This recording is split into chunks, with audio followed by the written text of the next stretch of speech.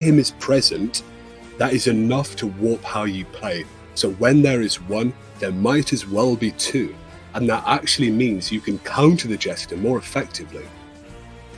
Guys, we're going to the game. Good luck casting this one. Unfortunately, people, this quality of the stream is not the highest because of just the connection that our streamer does have. So you have to forgive us for that one. It's kind of beyond our control. Let's get into this one. Eric, by the way, can you please mute yourself? I mean, deafen yourself so that you do not hear. Right, deafen. Here we go. Coming into this game here, Papa Baguera going first here. Reasonably useful when you have these heavy DOT characters. Maybe if you go first, you drop the Battle Ballad early, and you're going to hit more often than not with the Houndmaster and the Antiquarian. Reasonably low base accuracy characters, especially this Flagellant here, without the Crown of Thorns, taking the Gauntlet of Absolution. Right, we do see some very interesting trinkets already, on the Flagellant of the side of SBRH, we see the I believe it's the Crimson Hook, potentially just, trying to allow for a lot of different damage over time, just trying to stack as much bleed and stress as possible, though the lack of the accuracy is somewhat concerning. On the side of Baguera, we saw the Battle Ballad and just trying to buff up accuracy, SBRH doesn't have any very high accuracy or dodge characters, though it is always nice just, increase reliability. We then see SBRH, go for the Duelist Advance, go ahead. I want to talk about this early riposte for a second, because that early riposte counters every single ability that Papa Baguera can use offensively in terms of the Harvest, the AoEs from the Houndmaster and the Antiquarian, and the Reign of Sorrows there. Remarkable positioning, remarkable positioning. Right, just simply, we're seeing, SBRH, he made a very questionable choice with his positioning and his, the way he set up his team, yet it already has paid off, showing that just the experience that he may have. Again, coming into this undefeated, this is a very terrifying prospect, especially in a game where we've seen sometimes RNG does claim the victor. I think, missing with dodging there on the Houndmaster, really unfortunate. You want to be applying these DOTs as early as possible so that they tick down faster. If you apply these by turn 5, you might not survive to turn 8 to reap the rewards. These need to be applied early, and they need to tick down very, very fast, especially Silentia. Look at these rejuvenating vapors there. You need to counteract that, don't you? Absolutely, I completely agree. Baguera very clearly is setting up for his endgame, despite it being turn 1, already setting up those vapors, trying to make sure that he stays alive. And also a very interesting play that we've yet to comment on is the fact that almost immediately he had the Houndmaster guard the Jester, trying to keep the Jester away from all harm, as SBRH has 0 stuns and he has 0 ways to counteract that. His only potential way of controlling the Jester really would just simply be killing it before he can get the finale off, though. With that guard dog, not only is the Jester safe, but the Houndmaster has much higher dodge, and I think that is an extremely intelligent play. Absolutely here. I mean, both SBRH and Baguera are people who have proven themselves to be very, very effective players here, even in terms of how long SBRH here is taking to actually use his turn. Maybe, going with a command there. Really respectable decision, if not perhaps a little bit late, right, Silentia? You want to get in early, I think. It is a bit late, however, at the same time, it's fairly common for people who want to, try and bolster turn 1, even if Baguera isn't running a pure stress comp, just the residual stress that he'll stack up from everything, you have the Festering Vapors, the Hound's Harry, you have the Reign of Sorrows, just over time he'll be accounting, so much side stress that it makes sense that he would want to try and mitigate that first, and then, getting the command up just to try and, get as much accuracy as possible makes sense as well. We see the Jester attempt to go for the Harvest, really playing right into SBRH's Highwayman with the riposte, and just despite him being guarded, the Jester has taken some serious damage already. I'm really not so sure about that Harvest. I mean, you have Dark Stab, a single target ability, won't do too much damage. I mean, still though, taking these hits so early on as the Jester, when you're in a team where the only big heal you have is situationally dependent on the health of your Flagellant here. So if that Jester goes down, he's just going down, Silentia. He's not really coming back up. I completely agree. And now we see another very smart play from SBRH. Turn 1, we saw him go for the riposte to try and mitigate any AoE skills that Baguera has. Right back. He's after. Good eat there though on that flagellant. I think Papa Baguera has realised he needs to take damage on that flagellant, because a flagellant is the only healer that can really keep the Jester alive long enough to finale. Right, I agree. Though, going back to what I was saying, the Highwayman just... SBRH already showing that, he has turn priority in mind, he has an idea of when he wants to do which skills, Immediately he got up the riposte, then afterwards he was able to apply the Vendetta to the Houndmaster, reducing his dodge by a lot, giving the Highwayman a slight buff to damage and accuracy, and just overall, I think it's very clearly showing that both players know what they're doing. I mean, that was Maestro-like proficiency with SBRH's turn order there. Quite often we see the Vendetta damage set up before the riposte here. But that monstrous crit, taking Papa Baguero's Houndmaster right down to death's door here. SBRH has every chance to try and get this kill. I think he's going to try and get the kill here. He might play more defensively slow, but I don't think... You look at this, he's going to do it, Slencher. Is he going to do it? Wow. What do you make of that? It's an interesting play, just trying to potentially remove all debuffs and obviously get rid of the stun that was on the Highwayman. Potentially he's just trying to make sure that, the Highwayman will be able to get the kill next turn on the Houndmaster. It's, as we see, SBRH doesn't have any other finishers on his team. However, what we can see here is Baguera being able to get his Jester into position, as focusing so much on the Highwayman, on the Houndmaster, has allowed the Jester to just slip through the cracks, and depending on, who goes first, the Jester may be able to just finale up the Highwayman there, absolutely. That riposte as well. Riposte isn't going to be activated if you take a massive hit to the face and die. This guard, though, really, only way you can interact with that on Baguera's side here is the 4-rank AoEs or that Dirk Stab. But if you do either of those things, SBRH here will riposte you, and he'll riposte you, as we've seen on that highway. There we go, boom, look at it. Takes it on the Man-at-Arms. Can you believe that? Look at that. Straight down. SBRH here, I think, might take his first game loss ever in this tournament. There's potential there, though. You got to remember, there is a chance for a double death blow here, which we do end up seeing. And with that, SBRH is now in a very advantageous position. Baguera has already used the finale on the Jester. He's unable to safely go for Harvest. We'd say Baguera is 1v3 right now, in a way. Exactly, yeah, and Baguera can't even rely on the sustainability of the Flagellant, as SBRH, has a Flagellant of his own alongside an Arbalist in third position who will be able to continuously heal. I mean, this back and forth has been remarkable. SBRH seems to be in such an early dire position here. Turn 4 with a Man-at-Arms dead, but right back at you. Gets that double kill on the back row. Throwing out crits non-stop, even against targets that are not marked. Absolutely. 25% chance there, and he's hit it 3 times in a row. Right, and now we just see SBRH, his Highwayman is at low health. However, he very clearly doesn't care. He's just continuing to push the advantage, and he wants to seal the game up before anything can go wrong and anything could potentially happen, which would cause him to lose, which I think is, again, a very smart play. Just him being very aggressive and being willing to take risks despite the low HP of his characters. Exactly. It's Darkest Dungeon, and I think the thing that separates these more experienced Master Tier players and people who've played a lot but don't quite get it is the fact that you really have all of these different variables to work around right now. And SBRH has taken it to this next level here, getting that double kill, choosing when to play aggressively, when to play defensively right now, clearing the stun on the Highwayman. I think that might just take him back, get him this game very, very early on. I think his legacy might be intact for now. Right, I completely agree. Now, this game, it seems practically over because, as we saw there, the Jester, he very clearly wanted to go for Harvest. He wants to try and get all the advantage he can. However, he has no way that he, is able to justify doing that.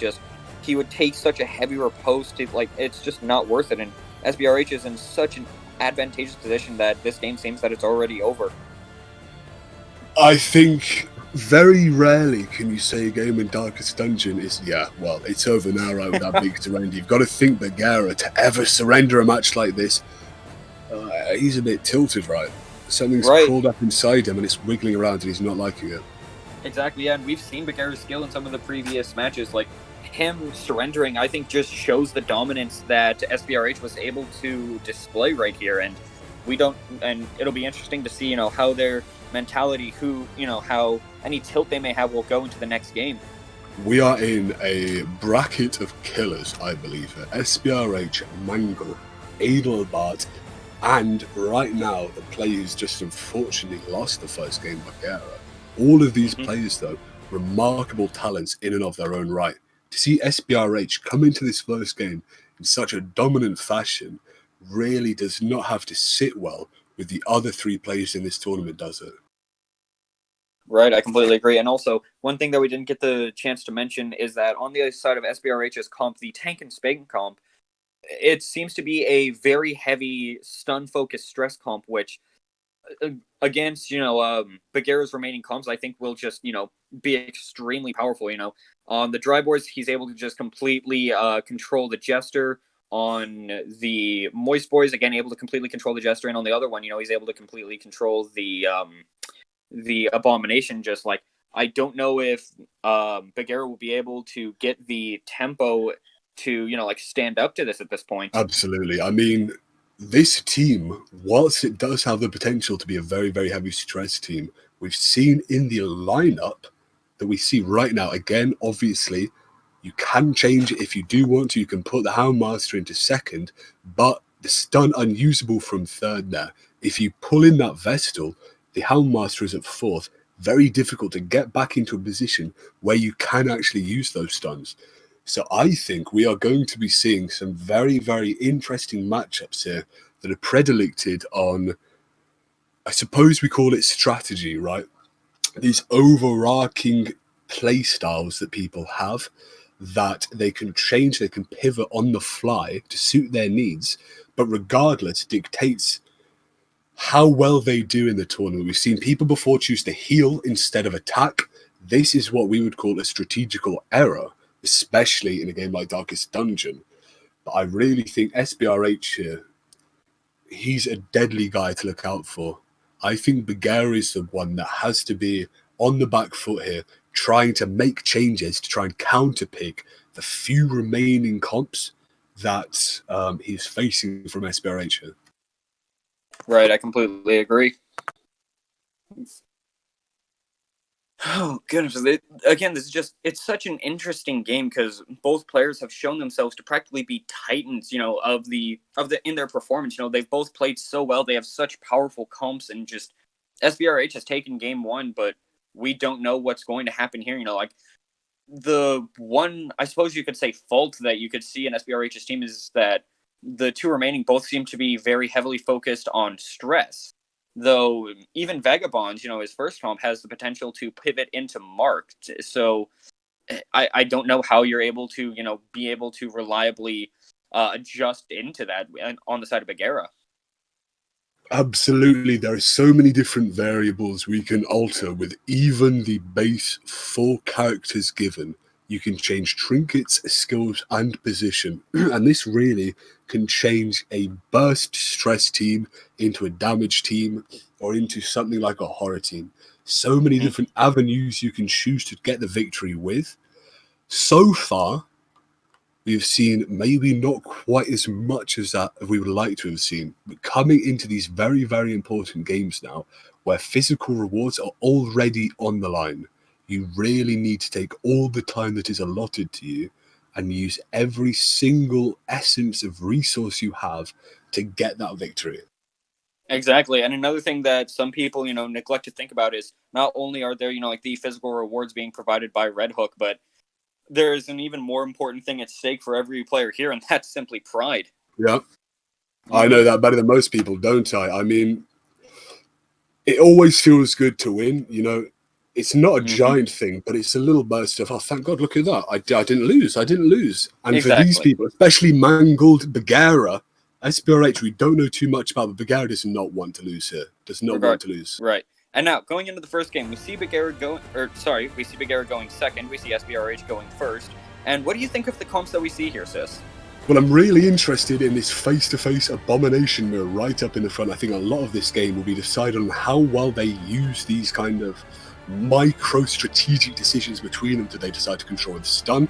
Do they decide to control the damage? Or do they try and just push him back out of range?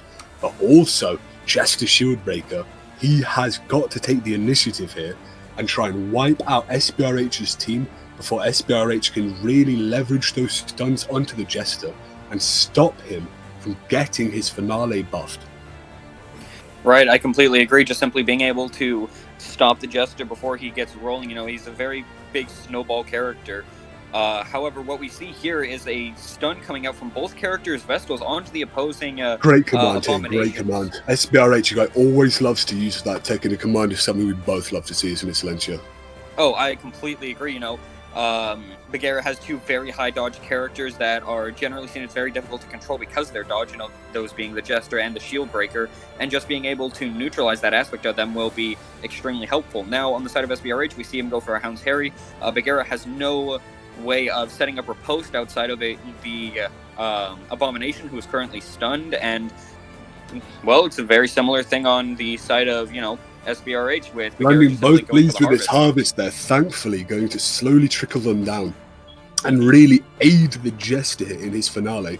Maybe if the Jester is stunned permanently, he gets one turn off to finale a character at Death's Door. That is 100%. Oh, there we go. Look at that. This is so bad. Yeah, and now we see a play that may have actually been a misplay from the side of Baguera. What he did was the Abomination was in first position with the Shieldbreaker in second, and he went to try and pull the Vestal, which put the Shieldbreaker in first and the Abomination in second, which then allowed the Abomination to be pushed back to fourth, where he's rendered completely useless. A rookie mistake, I think, facilitated by the speed at which he's playing this game there. SBRH is in the leading position. He knows exactly what to do, so he's playing fast here. Baguera, unfortunately, mirroring his speed. I completely agree. It's punishing him, isn't it? It's not a good thing. Mm-hmm. And now, on the side of SBRH, we see the Man-at-Arms. He went for a riposte. He has the riposte shield up, and this is going to, heavily disincentivize the Jester from being able to harvest, just the Shieldbreaker from being able to impale Beast Files. Just anything that would target the second position is now very much so an inoptimal play. Jester, we see that he is in position 2 finale at, though he has no viable targets. He can't harvest without taking a lot of damage, so yep, he's just going to go ahead and Dirk Stab, try and continue to build that up. That's a pretty monstrous crit though, really quite important when we consider the fact he's taking that stun there, passing a turn, taking the bleed damage, and also it only really requires maybe a stun crit from the Manacles onto the Houndmaster, just to do a little bit of damage, to let that Jester even do 4 damage, 5 damage with his finale and get the kill. But that guard, whilst not stopping a Dirk Stab going through, is going to stop the finale until his Shieldbreaker, eponymously named for ability to break guards, really takes down that Houndmaster, focusing her as he's been doing already.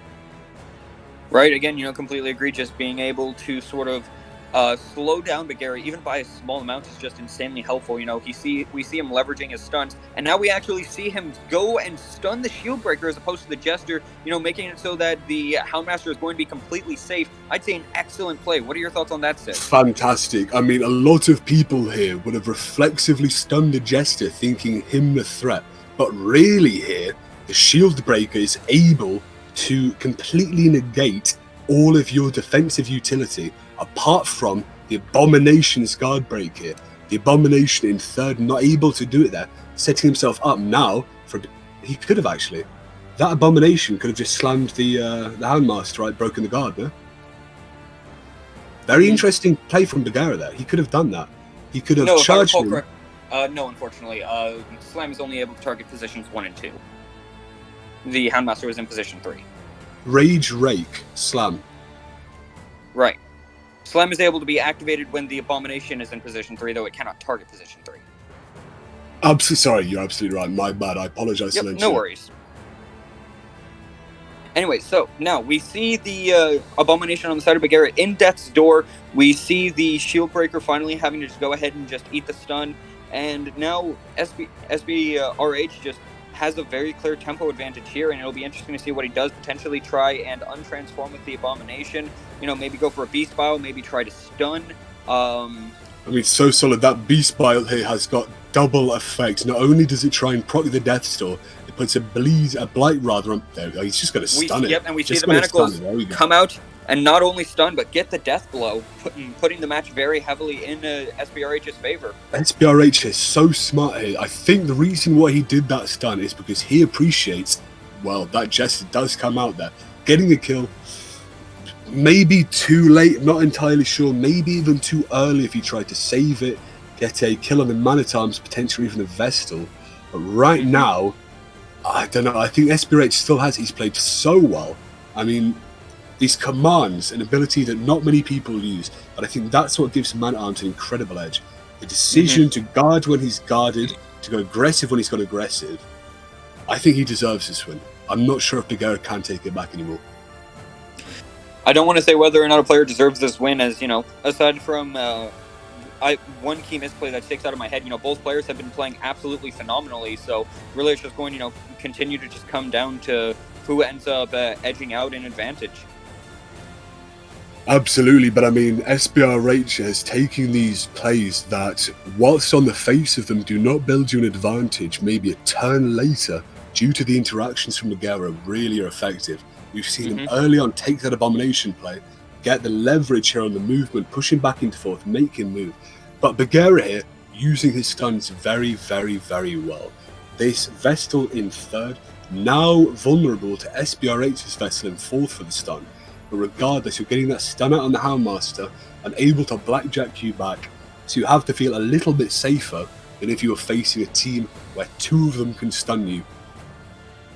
Right, I agree. And also a side note, something that you really don't see every day is a Man-at-Arms that is not running Villa. And, you know, we've seen the utility that the Man-at-Arms has been able to provide, you know, with the command. He has the potential of bolster, he has the retribution and defender. Just, you know, Man-at-Arms being able to provide, you know, such heavy support without, you know, his practically trademark ability, you know, just shows how versatile the character has potential to be. Man-at-Arms here, I believe, to be a pure tech bot, more so than anything. But given that his riposte, that's a late bolster, I would say, wouldn't you? I'd say agree. I'm not sure if there was a much of a point to that. The only idea I can think of there is just simply trying to buff the Houndmaster's dodge by a small amount, but I really don't see that. Well, I mean, look at that. It did work. Fair enough, still had suppose, Baguera. yes. Baguera forced to try and stun a character that is already stunned due to the days on his Jester here. Now going to be punished for it, hopefully with a counter stun by SBRH's Vestal, going to mitigate, really, one of the three... Oh, no, he's going to playing very defensively here. Obviously, he doesn't want to lose his Houndmaster so early on when Baguera still is very threatening. If that Shield Breaker is last man standing, SBRH might be worried. Right, yeah. This match, you know, again, it's really undecided at this point. You know, both the players have lost their Abomination, and what may have seemed, you know, like what an easy victory 1 or 2 turns ago feels like it's almost completely been neutralized, you know? Neither player holding an extremely powerful advantage over the other.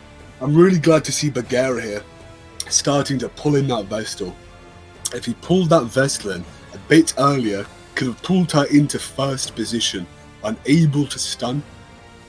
He could have used his stuns as a mean to take this game home, covered with the fact that he has got DOTs coming out of both the Shield Breaker and the Jester and the Abomination's Beast Bile here. I think Baguera making perhaps some strategic misplays in terms of his movement again. Maybe Baguera is a guy that isn't too comfortable with this heavy movement metagame.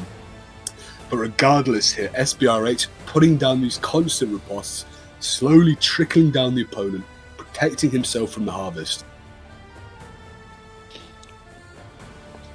Right, just, you know, the Man-at-Arms being able to just consistently have that riposte up, you know, being able to stop the Jester from just mindlessly spamming Harvest, though honestly it doesn't even really seem to matter that much in the end, you know, because Baguera at the moment is doing such a good job of just being able to completely control SBRH's Vestal, you know, pulling it, stunning it. It appears he, you know, has a more than likely chance to pull it once again here, yeah.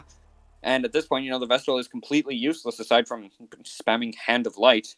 So fantastic to see her finally pulled into the first position here, but a little bit late because this Hand of Light now is a viable tool in fishing for a Death's Door hit. This is why you want to get that Vestal pulled in very early so these stuns don't go through. Divine Grace again on herself, very defensive play. I would have liked to have seen a stun here, really, on the Houndmaster, because no one else can actually attack her. Right, I agree. Just she's practically, she's completely safe aside from the Houndmaster, and kind of like may have a chance to may be able to target 4th position, though I can't say on that as I don't Another recall. dodge there. That is very, very cheeky. Dirk stab. Ooh, a crit there. Not doing much other than pushing him down to death's door and stressing the team out here. That one crit. Bing, bong, bing. Abusive. What else have we got? Let's see. What do you think, Silentia? Abusive again?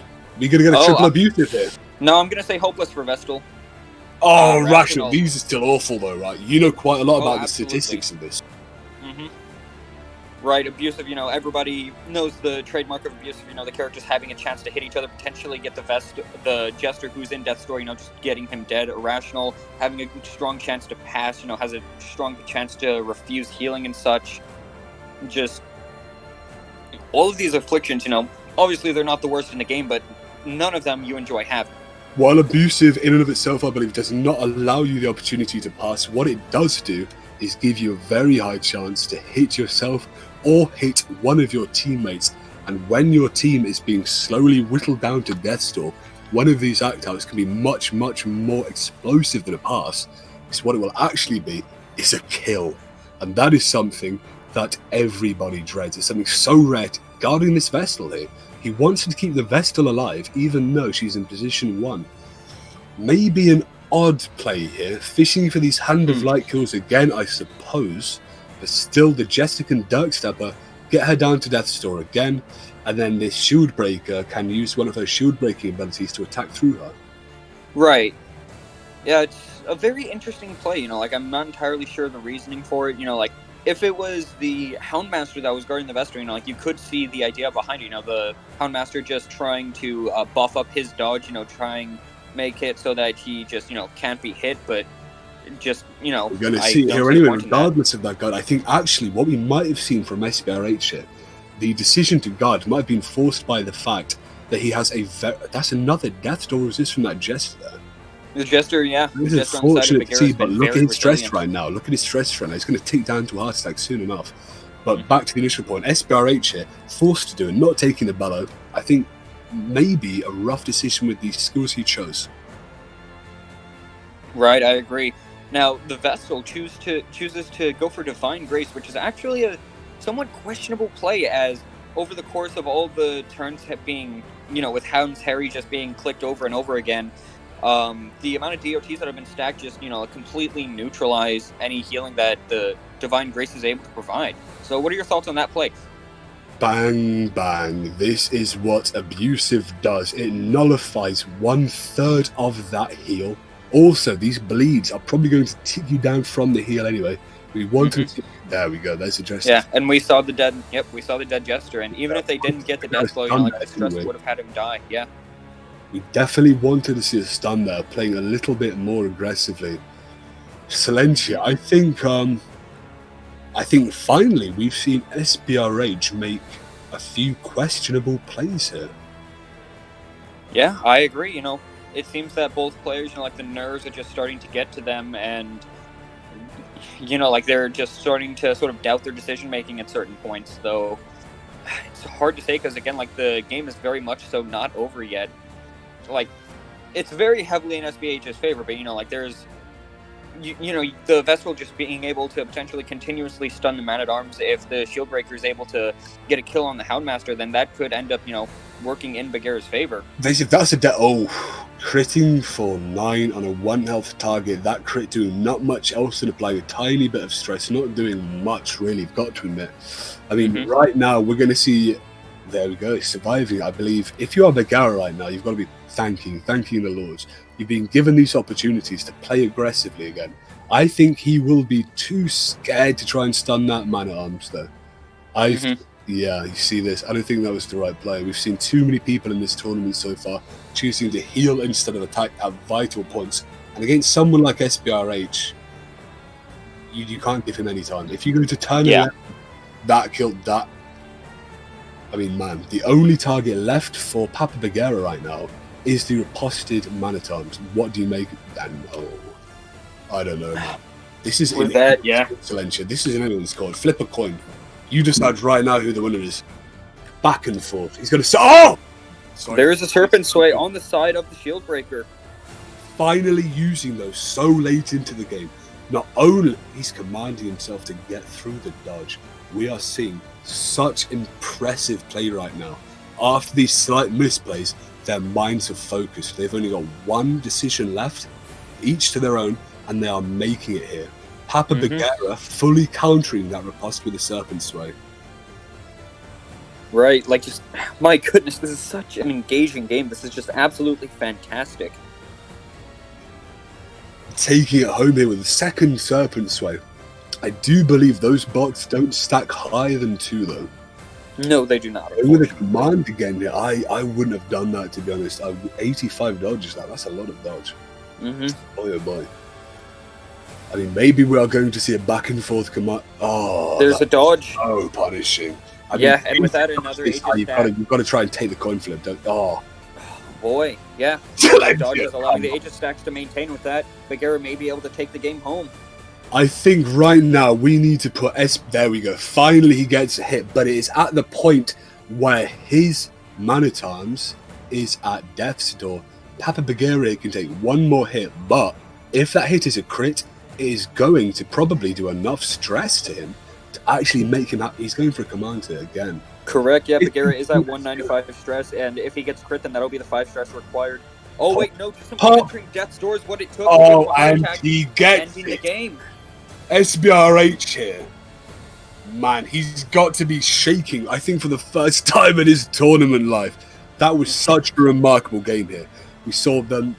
Sbrh, I think, in the early stages of the game, play flawlessly. But when it got down to this just chaotic mess of the later game, right, I think he broke down. I mean, I think some of the most important plays there were this early guard that broke his tempo. What do you think they were? No, goodness, just so many key things breaking his tempo. Oh boy, it's hard to say because, you know, like, he just played so well, you know, throughout the whole match, and just at the end, you know, like, it doesn't for me feel like there was one key point where his tempo broke. It just feels as if, you know, like, as the match continued to drag on, you know, like, he may have, you know, like, had a thought or realization that he may lose, and just the stress, you know, may have just caused him to break down. Absolutely. Guys, I'm sorry to interrupt. Thank you for the casting. What an exciting set of games. Sbrh taking it 2-0. I have to button because, first of all, sis, you need to rest. Second of all, I know I do. Excellent job, Celestia. I'm going to ask you to stick around for another game if that's fine by you. And then you'll take a break for one, and then you'll come back to cast with sis again. Is this fine? Yeah. Perfect. So, guys, the plan is we have to make a little of a small switcheroo between the players. So Baguera and Adelbart will have to be delayed because Adelbart asked for this. So unless he just told me that he's back right now, then yeah, he will just be making a small switch. So we'll get Mangle versus Sbrh right now onto the table. I'm just gonna have to ask Sbrh for permission to do this. Mangle will be our streamer because his stream quality is just impeccable. So we'll just have Eric, aka Sbrh, versus Mangle coming into the game right now. And later on, once Adelbart gets back to us, then he will be playing his own games. All right? You guys are going to smash this one out of the park. I can't think of a better casting team to take it home. And again, Mikefield, you need a little bit of shilling, don't you? Do you want to do it? Yeah, perfect. So guys, we're just gonna set it up right now. Sorry, can you just keep talking for a little bit more, because I do need to talk to Eric as well. Me and you, I think both of us can really attest to how much Mikefield and all of the other streamers participating in this tournament need love. I think I want you now to talk about Mikefield. Yeah, no, I completely agree. You know, like, Butcher Circus, you know, like, it was extremely small starting out, you know, like, and just everything we saw was just, you know, like, very, you know, like, small creators, you know, people like Mike, which, you know, like, at the start of the Butcher Circus, you know, I believe, if I recall correctly, I saw him first when he had, you know, like, 150 subs, but just, you know, him being able to grow this sense of community and just being able to bring everyone to do this games that we all love to play and talk about, and just, and You're cutting out here Must be the for a first second, trying to, man. You're cutting out there, so do you want me to take over just for a second? I think. Yeah, go ahead. I apologize. So really quickly, the other YouTubers to make note of here, some of the biggest names in Darkest Dungeon. We've got Mikefield Salvier, obviously. We have X Shuffle FM. Shuffle FM, such a great guy, going to be casting tomorrow, hopefully. Hopefully taking some of his time off me, because this is one hell of a day of work right now. But also the Real Spartan, fantastic guy. We saw his games yesterday. Quite a small channel right now. We need everyone to go and support him. If you love Darkest Dungeon and Butcher Circus content, really great guy. On terms of the Twitch streamers, obviously, Cloaked Goliath, the man, the myth, the legend, the mystery, the king, Cloaked Goliath himself, Zoko Forever, Misukundidi, Joshatsu, Misukundidi and Zoko here, I believe both being these kind of Spanish-oriented streamers, mainly do their streams in Spanish. So obviously, if you guys are Spanish lovers of Darkest Dungeon, these are probably your go-to guys here. Joshatsu, fantastic Twitch guy. I mean, what can I say? His games yesterday, so fun. This guy, so calm, so laid back. What a guy to watch. Give him a follow. Life's a Lich here, another Spanish guy, I believe. Fantastic guy. Played in both tournaments, the Musukun and this one. Really, really made a name for himself. And obviously, again, Mikefield at the end here. Give him a follow on Twitch as well. We want to try and build this Twitch community too. Thank you so much, Sis, for trying to sell me once again. Also, huge kudos to all the streamers who have decided to join us here. Absolutely magnificent stuff, guys. So, this being said, we're just slowly setting into the game. I think I'm ready in, on my own terms. So, like, whenever the guys are ready, they are set up in the lobbies and such. We will just get started with it. So, Sis, take a breather, crack open a cold one right absolutely. now. You Thanks definitely so deserve this, man. All this energy that you put into this tournament is just absolutely magnificent. And this being said, you all. Peace out. Yeah. So, Salincha, it's me and G right now. It's the GeoCast, the upcoming game between Mangle and Sbrh indeed. So what do you make of this matchup? Let's have a look at the decks perhaps, so that we can... Sorry, I'm just kind of switching between the screens right now. Here we are. No worries. Those are the decks here, Mangle and Sbrh. I also need to learn about the bans of those two players. So I do have actually the first ban coming through. So I'm just gonna wait for Eric's ban now as well.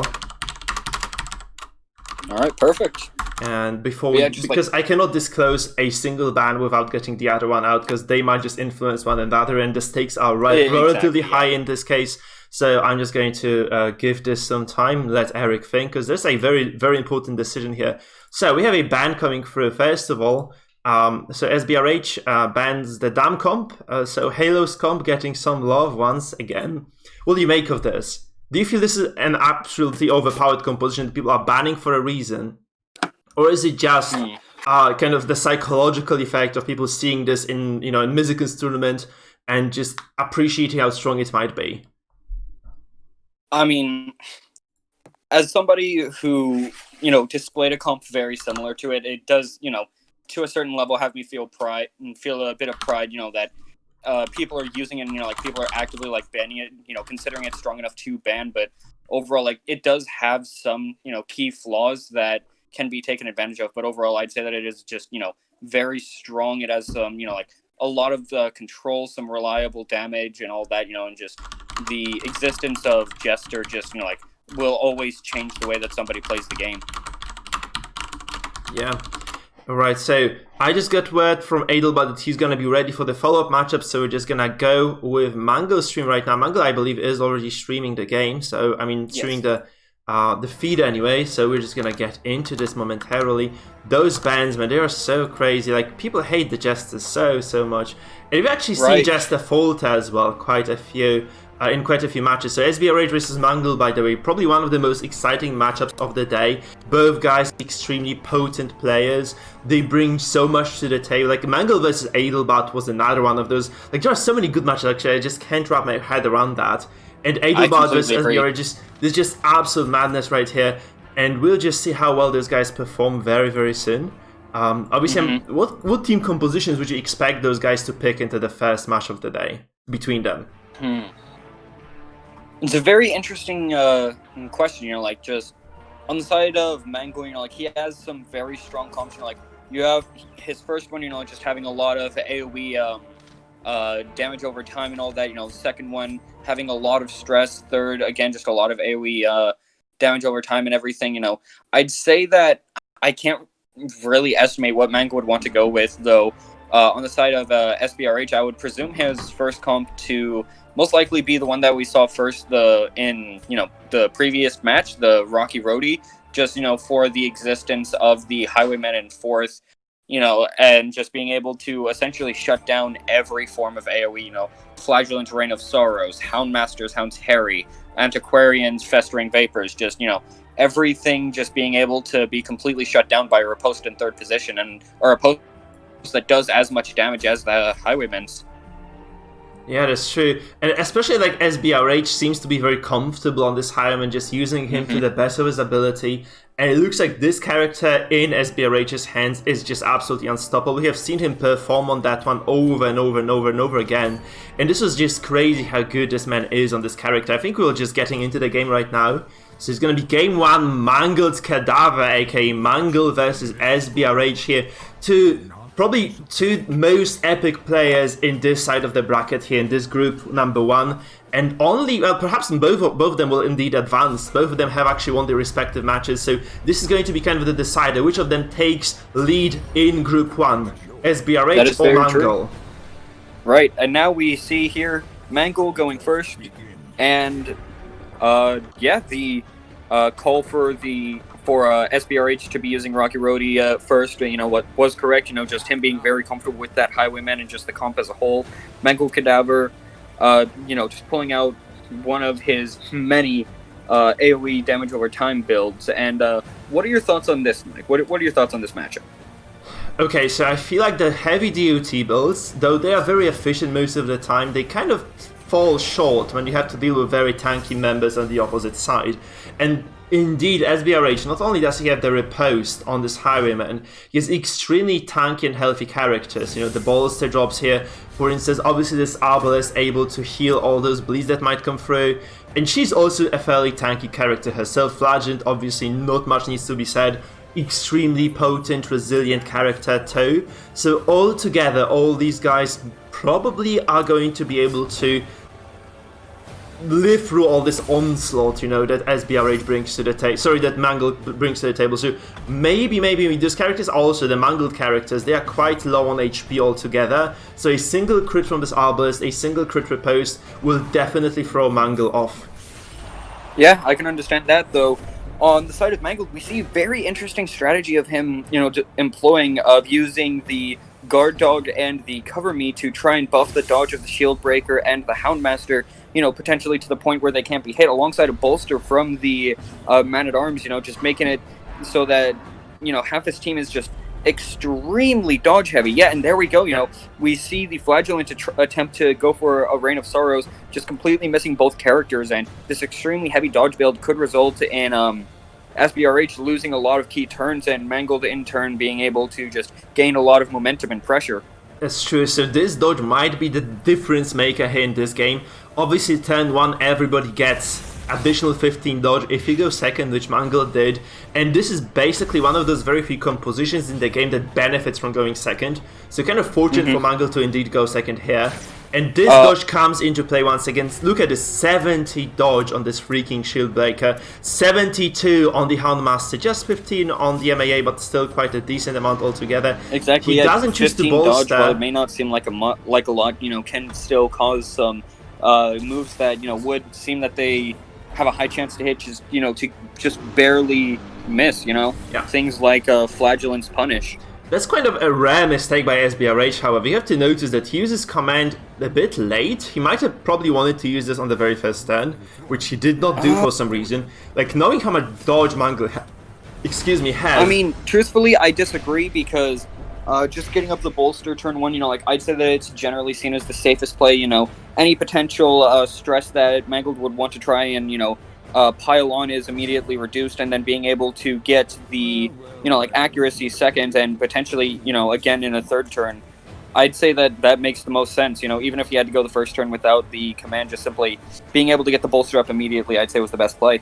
Yeah, but at the same time, you relinquish a lot of pressure, because this Flagellant could have potentially hit the back line with the Rain of Sorrows, which he didn't do that. So potentially, though, I'd say that it was very unlikely regardless. I believe it was, even after the command, I believe it would be a coin flip to hit both the Shield Breaker and the Houndmaster. Fair enough, man. So we are kind of moving into the second 10, kind of deep into like two character moves in. This Shieldbreaker and I probably moves forward again, right? This is kind of the playstyle that you see, kind of dodge in and out with the Shieldbreaker, try to land all those impales, get as much AoE as possible. Potentially as well, you might see this Antiquarian slowly but steadily begin to heal. Obviously this Flagellant hitting both targets here might do a bit of a counter to that play.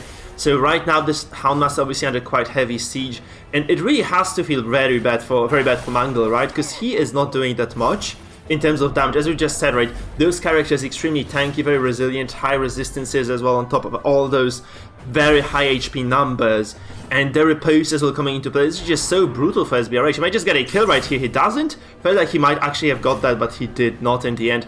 But this is so much pressure on the man. And you really have to feel this is not going to get any easier, right? This Flagellant will be putting constant pressure on the backline here, and SBRH's Highwayman and Shieldbreaker, and Arbors are just going to exert even more, might actually force Mangle out of the comfort zone as well, because he can no longer be just spamming those AoE abilities with no recourse, right? He's just gonna take a lot of those riposts and will be punished heavily for every single decision he makes. So you can see actually this Houndmaster going for a very risky move. Yeah, the Houndmaster has been playing very aggressive, and just as we've seen these past two moves, like just the Houndmaster's dodge has not been paying off at all. Like he's gotten hit nearly every single time, and even if the Flagellant essentially lost his first turn due to a double miss, just simply, him being able to continuously hit after that, just being able to make it up so much as Flagellant just allowing so much tempo, is just applying so much immediate pressure with the Hemlock.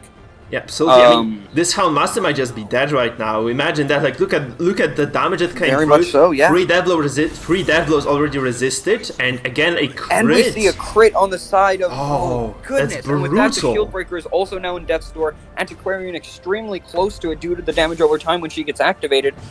Honestly, we don't know if this is going to be able to pan out for Mangle. Death Blow and again, double. This is the second time SBRH does this tournament. He just gets the double Death Blow. Obviously, just 45% Death Blow resistance on this Houndmaster, so not big surprise there. But this Shield Break, you have to feel this is extremely unfortunate that she just drops that as well. However, this is what Mangle was begging for. This comp is high risk, high reward. He got himself into a very sticky situation, and it doesn't seem like he's going to be able to get out of this anytime soon. Like, he is just super dead.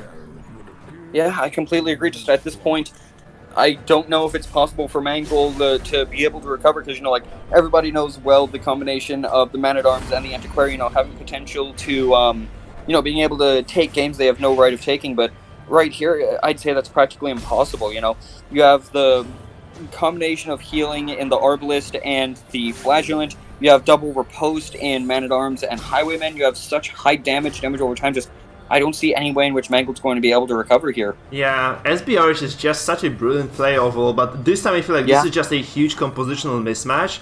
And there isn't really that much that, Mangle can do. He cannot really play safe and contained with this composition, can he?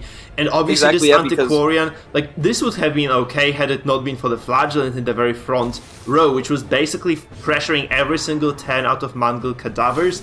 And still, even despite the fact that he had missed on the first 10, over the course of the following 10s, he was indeed able to make up for that. And right now we can see this Dead Houndmaster, Antiquarian at Death's Door, all this just because of those super heavy bleed stacks that came through.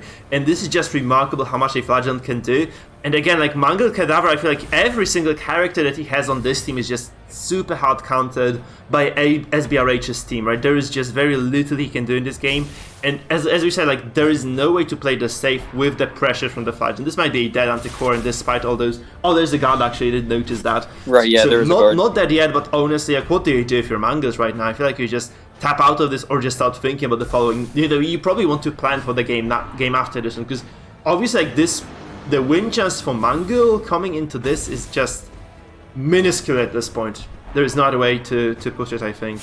Yeah, I completely agree, and just honestly, on the side of Mangle, in a way, you may even want to feel somewhat relieved as this composition, like, you have the decks that Mangle had prepared. 3 of them have a very heavy focus on AoE skills, and the only one that didn't got banned. So it makes sense that, you know, the team on the side of SBRH that has so many riposts and such strong riposts, it makes sense for him to use that first, and potentially, you know, Mangle had anticipated that and is just trying to, you know, get that out first so that he can then, you know, make the potential